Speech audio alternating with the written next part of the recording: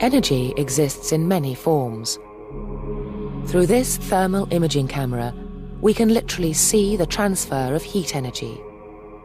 When a hot cup of coffee spills out onto bare skin, heat energy sets off a chain of events which causes Emma to react. As heat energy pours onto Emma's skin, the pain receptors attached to nerve endings respond to the dramatic change in temperature. Here we see the nerve impulse as it travels along the length of the neuron. The nerve impulse travels through Emma's body at a velocity of up to 120 meters per second. Soon she will feel the heat.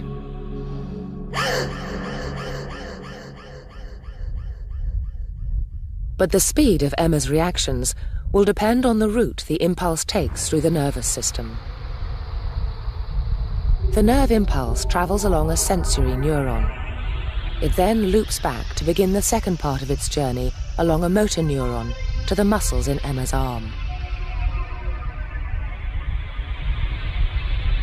When it arrives at the muscles, just microseconds later, they contract. This reaction is automatic.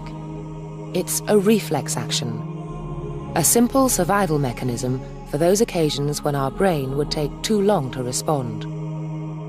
This reaction has taken place so quickly that Emma hasn't yet realized what's happened. It'll be another fraction of a second before she cries out in pain. But what causes this delay between the reflex reaction and the cry? The answer lies in the way in which the nervous system is wired.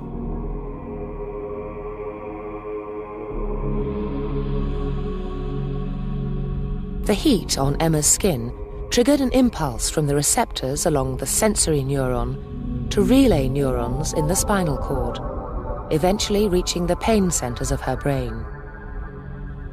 Emma finally realizes what's happened, and her response is to cry out.